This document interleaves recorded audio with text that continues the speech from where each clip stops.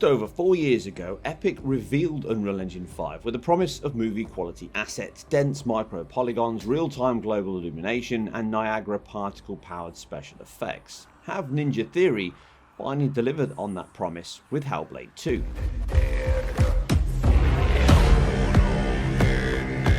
Now, games and movies have long aimed to blur the cinematic line. Since the 16-bit Amiga and Atari ST days, we enjoyed a pioneer with cinemaware, bringing us the grandeur of Errol Flynn with their 1986 debut Defender of the Crown. They built and improved on the formula with the likes of Rocket Ranger, Wings, and the incredible It Came from the Desert.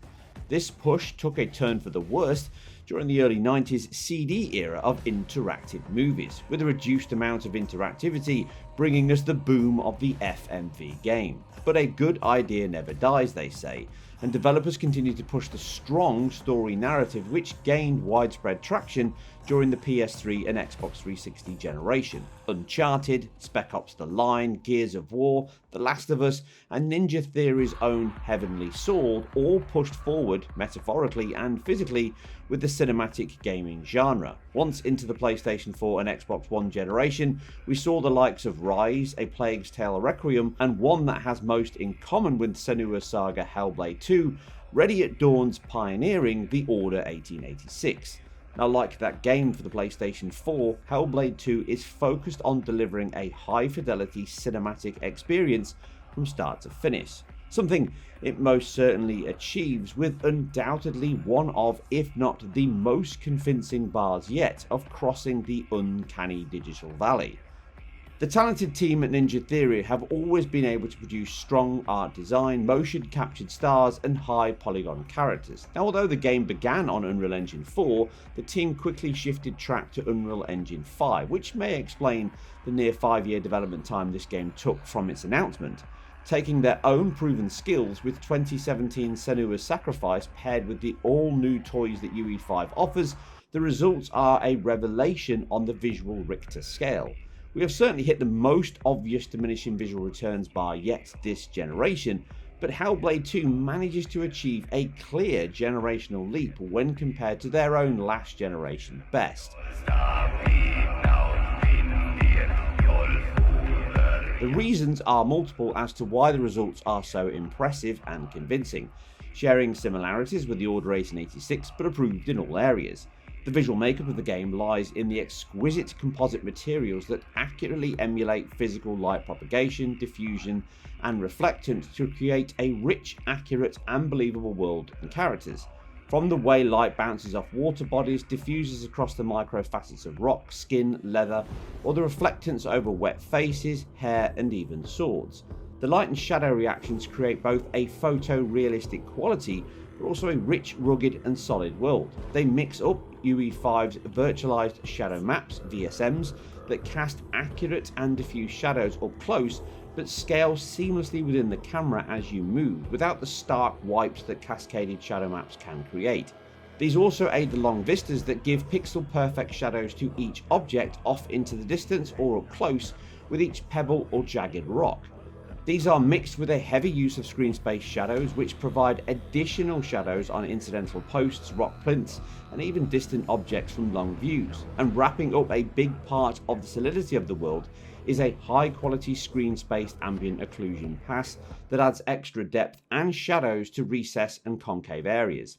These three solutions provide a great balance of quality and performance that minimizes memory space and performance cost to maximize the impact.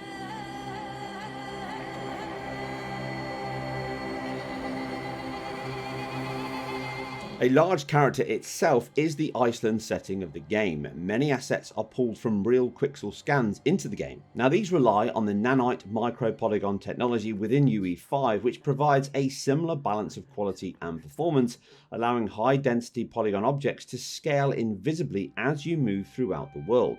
Now, this is a game that manages to achieve practically zero pop-in, and with some sections being a single one-shot camera that pulls up and out and flies over the landscape before settling back with the characters, is borderline movie quality at this point in a real-time game. Something you can prove by being able to stop any gameplay or real-time sequence like this and enter the photo mode to appreciate the wonder. Nanite also includes trees and foliage, cementing the accuracy and macro and micro detail the game world offers. Whether sky high or underwater, the results always impress.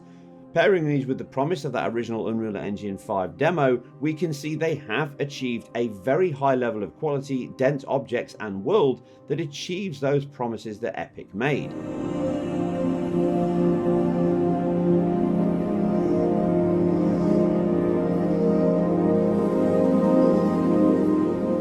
Global illumination remains a difficult technique to employ in real-time games, but Lumen provides a fully real-time solution, enabling the same dramatic shots of volumetric clouds, sunlight moving across the sky, casting light, which includes irradiance bounce to illuminate the world with direct and indirect light bounce.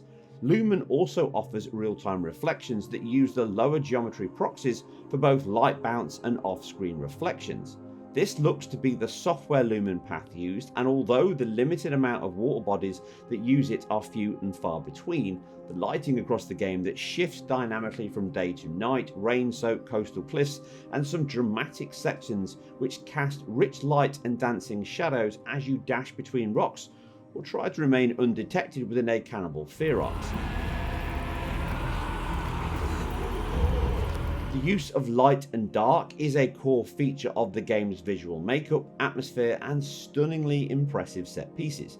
It must also be praised how much data the game can process frame to frame, with the crane flight streaming vast amounts of geometry into and out of RAM from the SSD.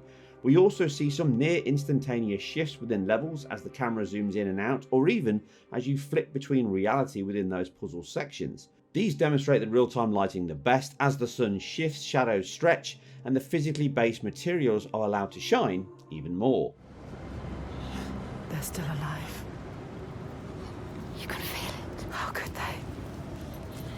Suffering.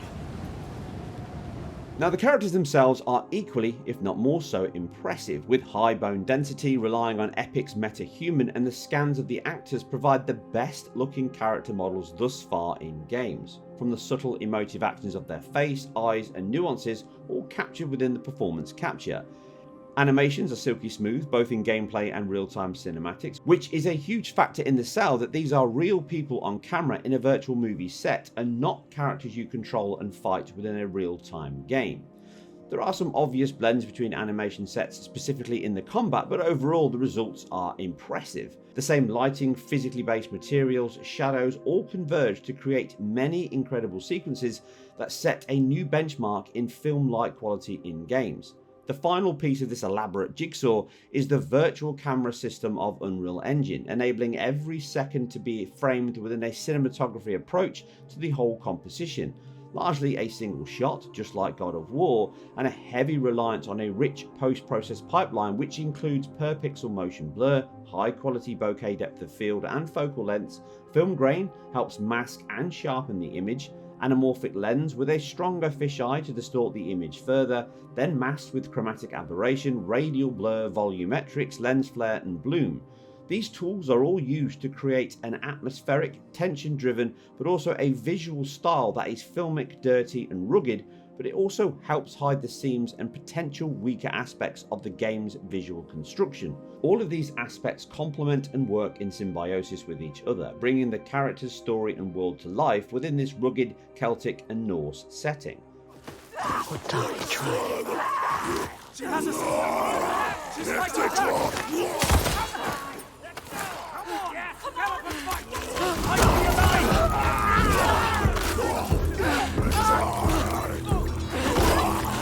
Like the first title, the sound production, mixing and presence it brings to the game is equally as vital and impressive as the visuals.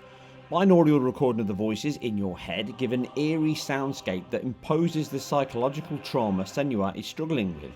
Much more than this is a complete Foley, reverb, distortion, occlusion of every noise and moment in the game. From the tribal beats of the cannibals mixed with the blood-curdling screams of desperation from their victims, to the twisted cackle and creaks of the giants, clank of swords, storm-lashed coast, howling winds, and the constantly changing and tension-building soundtrack that mixes synth-style 80s horror, church choir voices, and orchestral tracks that build and add immeasurably to the game's audio and visual presentation.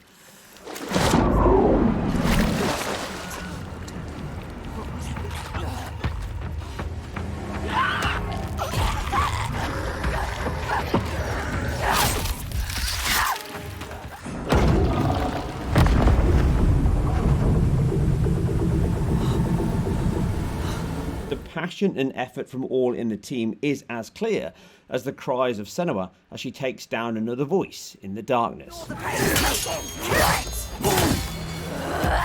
Strong like rocks, you have to beat harder. Get away from her! All the elements are integral as to why the game impresses on the visual scale as much as it does.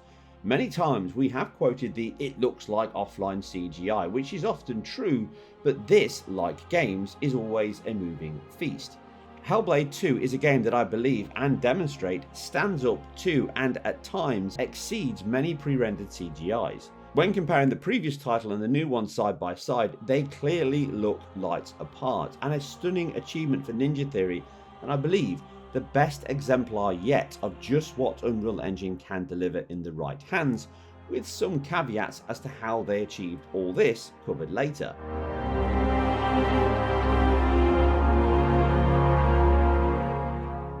The scripted linear design benefits the Xbox Series S most in the comparisons. Concessions are made from the lead Series X in a few areas, but both target 30 FPS. Big ticket engine items in Nanite remain, but the draw distance is slightly reduced on the Series S. Grass density is also tweaked further, with both appearing to be between PC's medium and high setting, as opposed to the Series X, which looks almost identical to the highest on PC. The software Lumen reflections are cooled completely on the Series S, relying on screen space reflections only, matching PC's low. Lumen Global Illumination also appears closer to medium, and finally the game's mix of virtual shadow maps mixed with screen space shadows and some old-fashioned shadow maps from point lights are lower on the S, with screen space ambient occlusion cooled a little earlier within the frustum. Now, compared to PC, the Series X looks to be identical to the highest settings across all. Both use Unreal Engine's own temporal super resolution, which on the Series X appears to target 2560 by 1070 as a high, and like the Order 1886, it adds black bars to present an anamorphic view, which saves approximately 370 pixels off the vertical, a 25% reduction in pixel counts, which helps maintain the highest resolution. It counted low of approximately 2240 by 890p, and I suspect it may go lower. Now, this is by far the single biggest leap over the Series S. 1920 by 710 is your highest target here, which can scale down to a counted low of 1440 by 440, which sounds worse on paper than screen. Now, much of this is due to the game's soft, post-processed heavy aesthetic design, but also Unreal's TSR always reconstructs the image back to that higher target using previous frames data. Both consoles have a fuzzy, noisy David Fincher-esque image with heavy use of focal blur, chromatic aberration, fog, faux lens distortion to obscure and confuse the visuals. But in old money, the Series X looks like the HD Blu-ray and the Series S more like a VHS, which this could be a video nasty of the 80s all over again. Ideal for the VCR Xbox One. Rated X. No, keep going! Now, performance is much less of an issue. The Xbox Series X has ample headroom to lock to the required 33 millisecond frame time with no noted dips or traversal stutter. It is perfectly smooth. The Xbox Series S is also very impressive with the noted cutbacks. It locks very close to the same 33 millisecond target. It can have a few more dips which do appear to be memory related. As certain key moments are instantiated into RAM, these can cause some mild stutter, but these are rare. The scripted set pieces, such as the destructive run here, still show the same lock as the bigger consoles, and both consoles keep the data moving from the disk into RAM with no issues. A solid 30 FPS is better than their very unsteady 60 FPS target, so this is the right choice to make.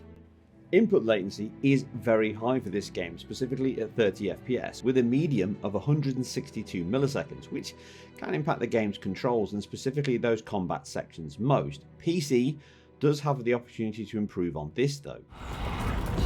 You can do this! Now, with my trusted dual PC rigs of the RTX 4050 gaming laptop and my top-end RTX 4090, we have a good spread of the market to ascertain scalability. CPU demands are not high, aside some heavy data streaming demands on the PC over the console. Again, the dual memory pools PCI Express that links them and needs to constantly juggle memory demands streaming in and out high resolution assets. We do see some bouts of traversal stutter that can even impact my 5800X3D and RTX 4090, although these are minor. Now, this is not a problem for consoles as they have a single pool of RAM with direct access to the SSD, and some of the heavy lifting in there with data streaming and decompression is offloaded to dedicated silicon. I've covered this in previous videos. On PC, these demands are not only fully managed by the CPU and GPU, but the dual and distance to the SSD and GPU RAM has an additional impact, meaning all data must take 2 hops from the SSD to system RAM and then from system RAM to VRAM. These bouts of streaming cause pressure across the system bus, and these are reduced with top-end hardware like the RTX 4090, but can be more impactful as you move down the PC stack. In addition to the streaming stutter, we can also become memory bound due to the game's high fidelity aims. On my RTX 4050 with its 6GB of VRAM causing some heavy memory bound issues when at 1440p DLSS targets on occasion, even at medium settings. Now, although DLSS offers better image quality, it can suffer at lower resolutions with artifacts on some of the shading aspects on materials. Now, this machine is best at 1080-30 using DLSS quality or TSR with dynamic resolution scaling enabled as a target. This is the first time we've seen this on a UE Engine 5 PC release, and it mirrors the console modes, but it manages to outperform the Xbox Series S with similar settings.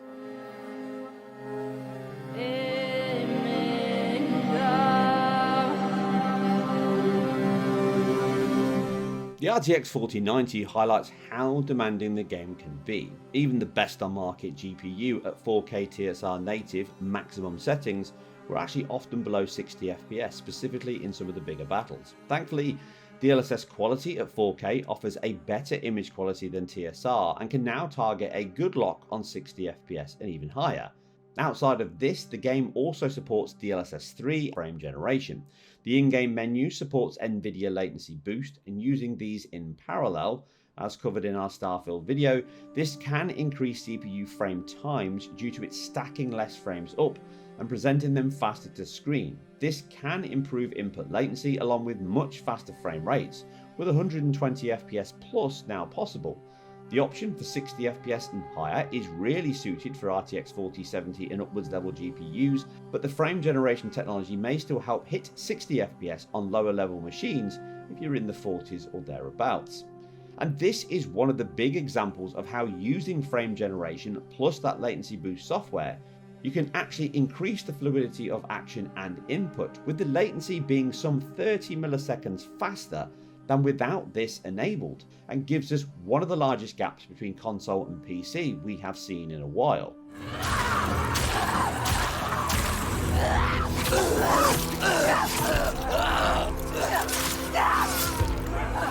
From a visual spectacle, Ninja Theory have excelled themselves with Hellblade II. The quality presented throughout is a new benchmark in real-time rendering and should be used heavily in what Unreal Engine 5 can deliver. But the cost of this quality, even on the Series S, has come with a very scripted and limited gameplay experience. Bringing me back to my introduction, this does feel closer to those full motion video 90s levels of interactivity, and maybe even more in line with the great Senua titles of the 16-bit days.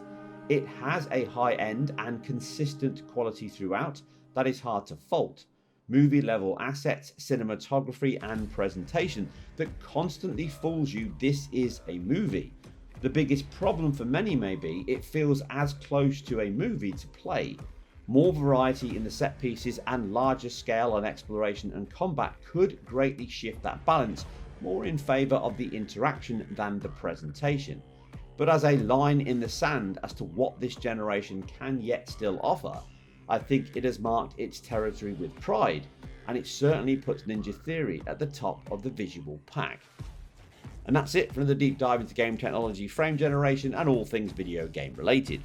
Remember, if you like what we do here on IGN, then keep it IGN, and we'll catch you on the next one.